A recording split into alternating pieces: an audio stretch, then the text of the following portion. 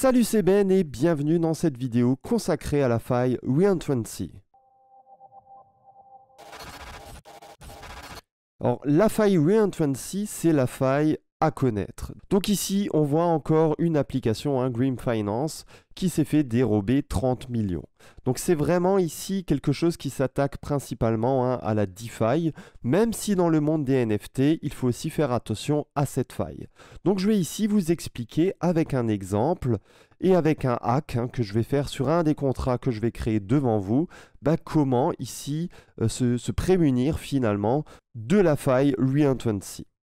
Donc ici, en fait, ce que je vais faire, c'est créer un contrat intelligent.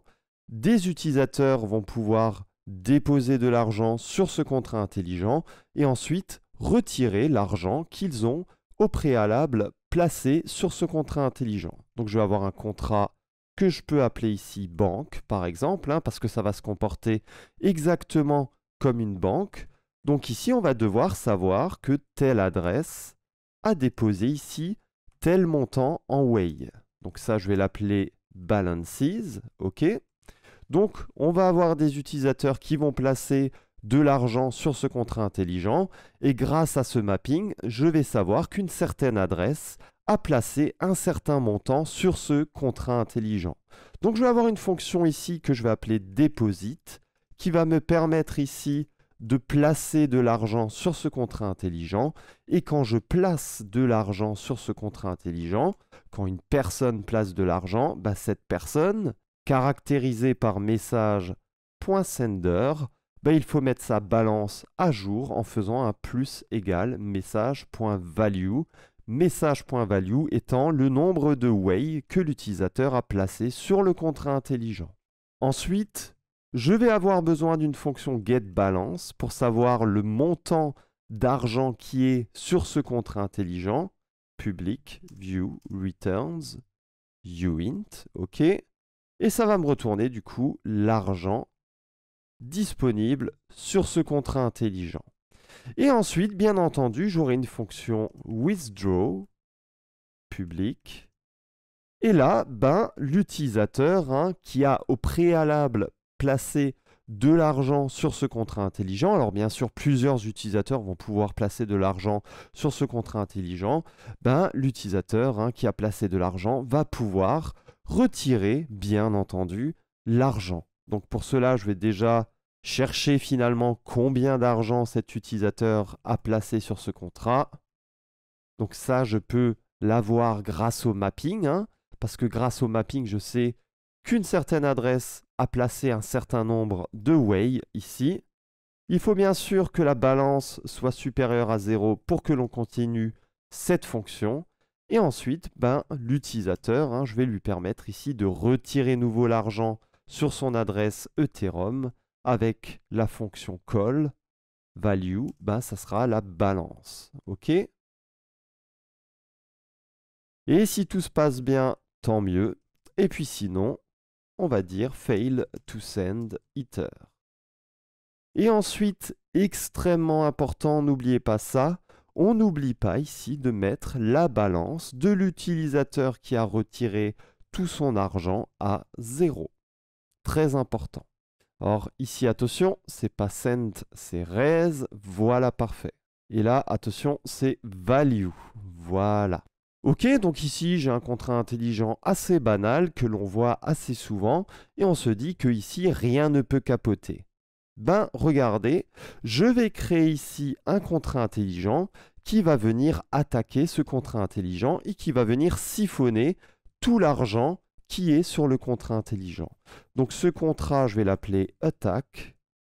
Et ici, je vais finalement avoir besoin de pointer vers ce contrat intelligent banque. Donc pour cela, je peux créer une variable banque public banque attacked. Voilà.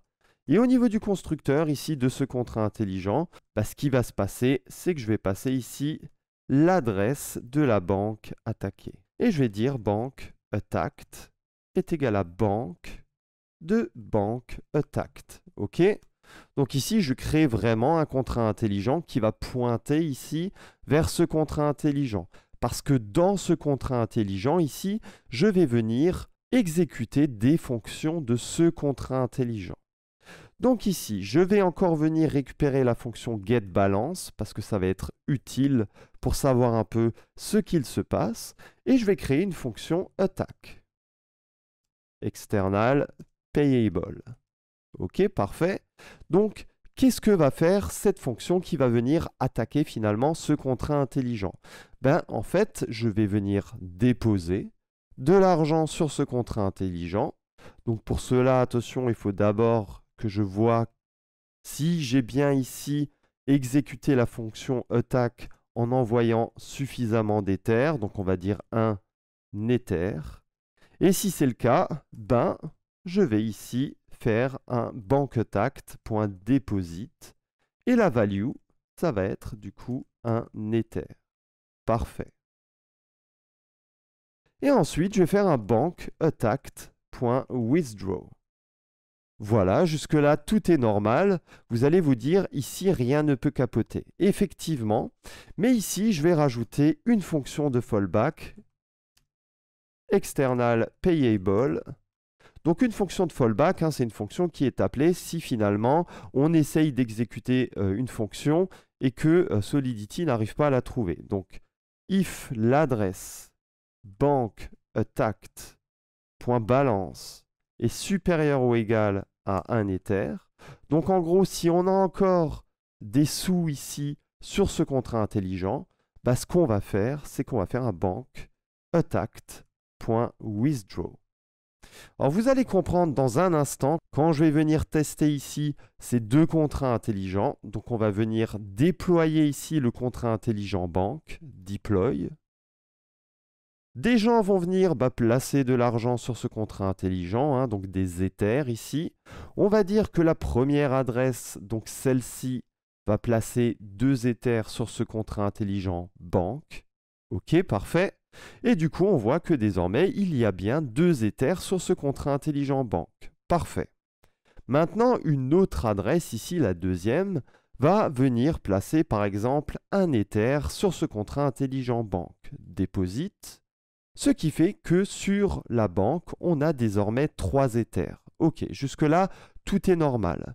Maintenant, un acteur malveillant, par exemple la dernière adresse ici, va venir déployer le contrat intelligent attack en renseignant ici l'adresse du contrat intelligent banque que j'ai copié au préalable et que j'ai collé dans le deploy.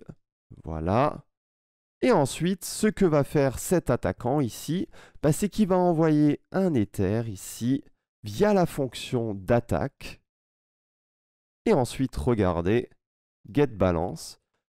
Désormais, l'attaquant ici, sur le contrat intelligent, il a 4 Ethers et la banque n'a plus rien. Qu'est-ce qu'il s'est passé ici? Or, c'est bizarre parce qu'avec une certaine adresse ici, on a pu retirer les fonds des 2 autres adresses. Alors, juste une précision, vous allez me dire pourquoi il n'y a pas plus d'Ether là-dedans. C'est que parce que pour le moment, l'Ether qui a été volé est stocké sur le contrat intelligent attack. Attention, je ne l'ai pas encore rapatrié sur une adresse. OK? Donc, qu'est-ce qui s'est passé ici? On va faire un debug pour savoir un peu qu'est-ce qu'il s'est passé. Et en fonction des différents breaking points que je vais venir placer là maintenant tout de suite, on va voir un peu l'ordre d'exécution ici des fonctions. Donc là, je place les breaking points. Donc là, on commence effectivement par la fonction attack qui envoie du coup un Ether. Donc on essaye déjà de voir s'il y a effectivement un Ether dans le message .value. Et lorsque l'on passe à la suite, on voit que l'on appelle la fonction deposit ici de bankattack. On continue et ensuite on fait un withdraw. Jusque-là, tout est tout à fait normal. Donc ici, bien sûr, quand je vais faire un bankattack.withdraw, on va venir ici se retrouver finalement dans la fonction withdraw tout en haut. Donc, dans cette fonction withdraw, on regarde si on a assez d'argent, etc. Donc, le balance message.sender. Et effectivement, puisqu'on a envoyé un Ether via la fonction d'attaque, ben effectivement, du coup, on aura assez d'argent, donc le balance sera supérieur à 0. Et ensuite, on essaiera avec la fonction message.sender.call de retirer l'argent.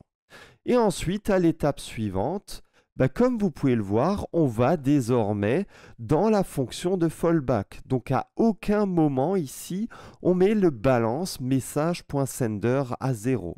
Mais on va du coup dans la fonction de fallback et on refait un bankattack.withdraw.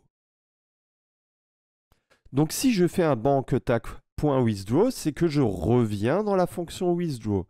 Et en fait, comme vous pouvez le voir, à aucun moment, je fais le balance message.sender égale 0. Et à chaque fois, je peux nouveau retirer, retirer, retirer et retirer des fonds. Jusqu'à qu'au final, il n'y ait plus de fonds à retirer dans le contrat intelligent banque. Mais alors ici, comment se prémunir de cette faille? Ici, il y aurait eu deux possibilités. La première, ça aurait été de faire le changement de state avant de faire le withdraw. Si j'avais mis le balance message.sender est égal à 0, je n'aurais eu aucun souci avec l'attaque ici. Donc je n'aurais tout simplement pas pu me faire attaquer. Donc soit j'aurais pu faire ça, ou soit j'aurais aussi pu utiliser le contrat Reentrancy Guard de OpenZeppelin. Donc j'aurais pu importer ici le contrat Reentrancy Guard de OpenZeppelin, le mettre là, et utiliser le modifier non-reentrant que j'aurais mis du coup sur ma fonction withdraw. Et à partir de ce moment-là, je n'aurais pas été non plus attaqué. Donc soit vous utilisez le changement de state avant de faire ici le withdraw, soit vous utilisez non-reentrant par OpenZeppelin. Donc faites vraiment attention ici à la faille reentrancy parce qu'elle est vraiment très présente dans le secteur de la DeFi. Et c'est une faille à connaître si vous voulez postuler dans un job Web 3.0 où vous allez créer des contrats intelligents, etc. C'est absolument indispensable. N'hésitez pas à me dire si ce type de vidéo vous intéresse, le type de vidéo basé sur la sécurité. Si c'est le cas, je vous montrerai d'autres failles, d'autres hacks sur Solidity. Donc n'hésitez pas à me le dire en commentaire. Et en attendant, je vous dis à très bientôt dans la prochaine vidéo. Ciao, ciao!